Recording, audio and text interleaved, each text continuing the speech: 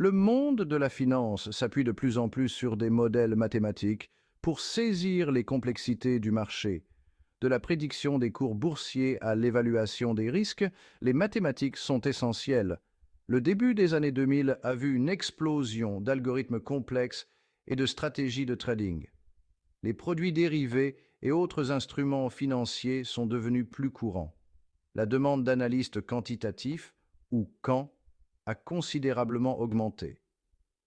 Les progrès de la puissance de calcul et la disponibilité de vastes données financières ont alimenté de nouveaux modèles. L'intégration des mathématiques promettait une plus grande efficacité et rentabilité. Cependant, elle a également introduit de nouveaux défis et dangers potentiels. La copule gaussienne estime la probabilité que plusieurs événements se produisent simultanément. Elle a gagné en notoriété dans l'évaluation des titres adossés à des créances hypothécaires. Ce modèle repose sur la corrélation qui mesure les relations entre les variables.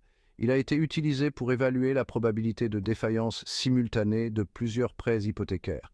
Cependant, les données réelles présentent souvent des queues épaisses, rendant les événements extrêmes plus probables. Cette limitation a contribué à la sous-estimation du risque sur le marché immobilier. Malgré ses défauts, la copule gaussienne a été largement utilisée, facilitant la croissance du marché hypothécaire.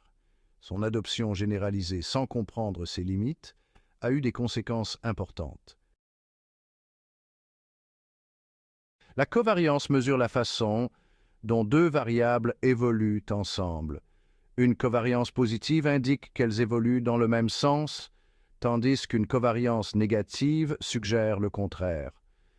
Comprendre la covariance est crucial pour la diversification de portefeuilles et la gestion des risques. L'espérance mathématique représente le résultat moyen d'une variable aléatoire au fil du temps. Elle est calculée en multipliant chaque résultat possible par sa probabilité et en additionnant les résultats.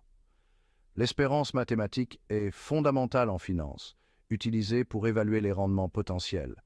Par exemple, lancer une pièce équilibrée avec des résultats de gain ou de perte d'1 € a une espérance mathématique de 0. La covariance et l'espérance mathématique sont essentielles pour la gestion des risques financiers. Elles fournissent un cadre pour l'analyse des investissements et la construction de portefeuilles diversifiés.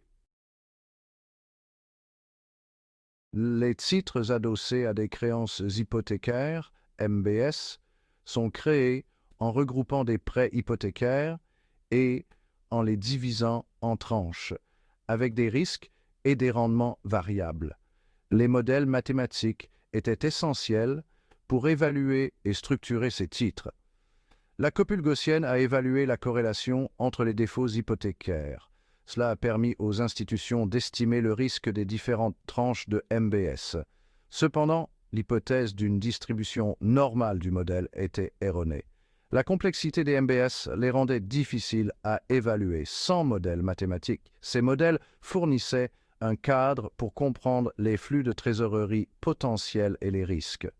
Cependant, ils ont également masqué les risques sous-jacents, conduisant à la crise des subprimes. La valeur à risque quantifie la perte potentielle de valeur d'un actif ou d'un portefeuille sur une période donnée et un niveau de confiance spécifique. Elle fournit un nombre unique représentant la perte maximale attendue dans des conditions de marché normales. Par exemple, une VAR à 99% d'1 million d'euros signifie qu'il y a 1% de chance de perdre plus que ce montant. La VAR est largement utilisée en gestion des risques pour évaluer et comparer les risques. Elle facilite la communication et la prise de décision au sein des organisations. Cependant, la VAR a des limites, notamment dans des conditions de marché extrêmes. Elle repose sur des données historiques qui peuvent ne pas refléter le comportement futur. Se fier uniquement à la VAR peut conduire à sous-estimer les risques extrêmes. Le modèle Black-Scholes est utilisé pour évaluer les options, des contrats financiers donnant le droit d'acheter ou de vendre un actif à un prix spécifique. Il calcule la valeur théorique d'une option en fonction de facteurs tels que le prix et la volatilité de l'actif sous-jacent.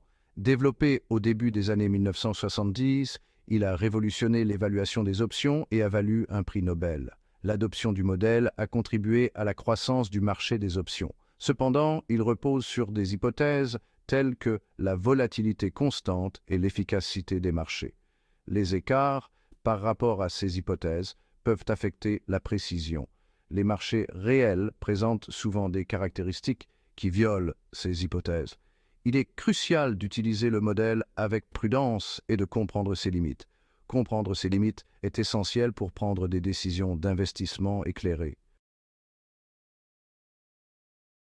La volatilité mesure le degré de variation du prix d'un instrument financier au fil du temps.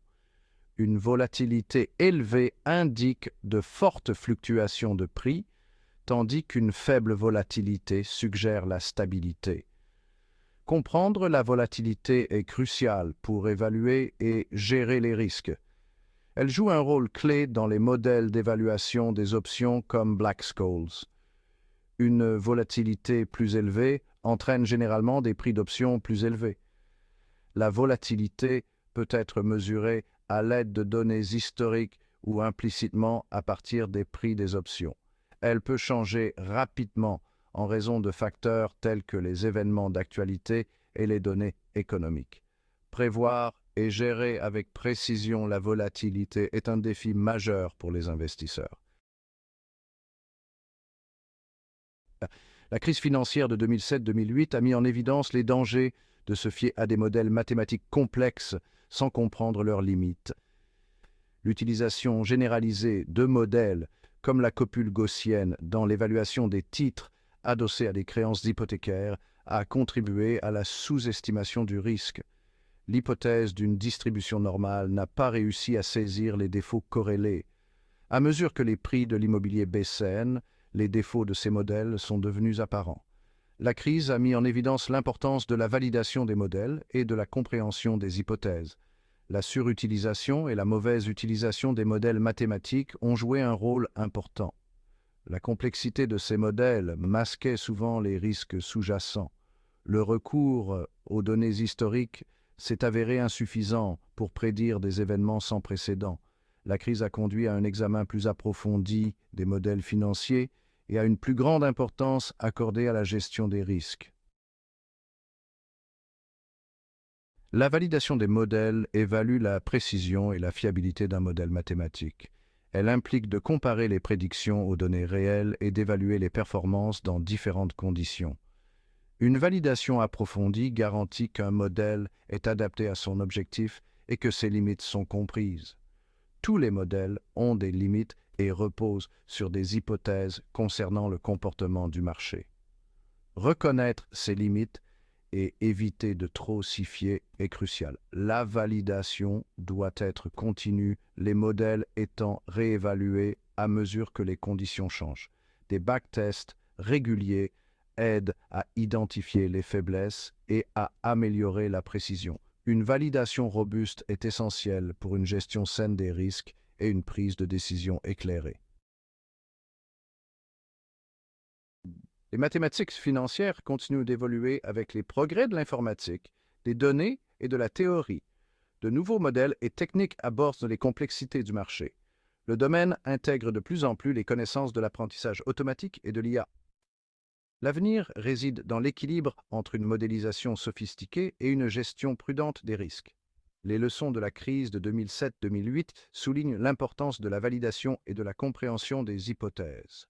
Les progrès en matière de données et d'informatique créent de nouvelles opportunités. L'apprentissage automatique peut identifier des modèles que les modèles traditionnels peuvent manquer.